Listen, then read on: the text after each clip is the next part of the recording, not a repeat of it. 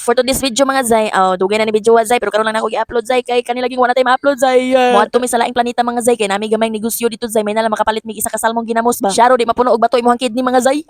Karon zay sila sa kuan badi-badi karon zay. Kaya ako ang sugarol daddy, steady sa balay. Dagway bayaan ning bayhana, sige nagpa-cute aning kamera. Kani nga mo ang negosyo zay, ginagmay ra ni zay pero limpyo ni zay ha, limpyo kayo ni zay. Legal pa ni kaysa sa imong karelasyon. Sana naon sa pud ning bayhana, sige magtingsi sa tubangan sa kamera. So padulong na mi zay, dugayan na nabot oy, sumabot na meron taud-taud ron zay. Ang oras dayron mga zay hapon na ni zay, mga alas 4 naman siguro ni zay. Then mao ni ako ang driver zay. Small but terrible, may kay na mo drive zay. Maayo pa na si mo drinayban zay. Pagpadulong na mo mga zay, timing kay zay oy tsada kayong sunset zay. Nindot kay color zay nawara zay, tawag zoom na sa kumanghod zay. Pagkataw-taw zay, abot na mi zay naghabwa diretso zay. Mao din imong negosyong ginagmay zay. Sinsilyo ra na zay pero makapalit na nagpila ka salmon nga ginamos zay. Bisan pag ikaw zay, pila man ka salmon mo zay, kapilan ka zay para parehat ang duha yuti ayon zay, umibig tapos iniwan. Ubay-ubay jud mo na harvest zay, tunga gid sa palanggana. So zay nabutang day kog vindo sa laing barangay zay, wa ko sa mga barangay zay kay halos nalukop naman dito puro bindo naman zay, ahan man ta magbutang ato zay nga wa naman tay income ana zay kung dito ta sa atong barangay. Dito sa mga barangay zay, hay Ginoo ko kadaghan na dito mga bindo zay, left and right. North and south ay unsa ba.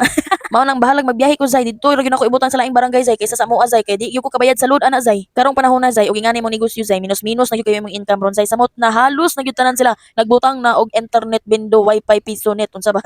Kani man gud nga negosyo mga zay uso-uso mo gud ni zay uzo-uzo ba. Ayahay tong nakauna og negosyo ingani zay makabawi man gyud sila zay. Pero og paliton nimo ingani mga bindo zay mahal pa gyud kay ni sa una zay kaysa karon. Nagsugod na mig-ihap sa kumanghod zay napatabang ko niya zay kay di pa biya ni basta-basta nga makahuman kadayon zay kailangan tabangan gyud po ninyo kadaghan kay ni Cecilio zay. Nay tag piso tag G's tag 5 na lang.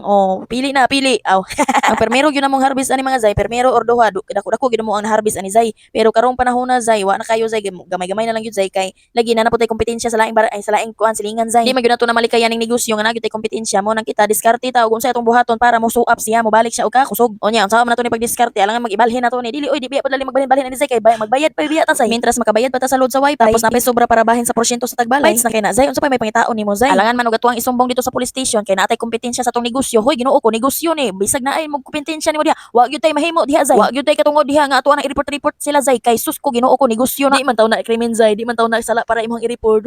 Mao nang maningkamot jud ta ni unsa ang angay buhaton. Diri ra ko taman mga zay. Bye-bye.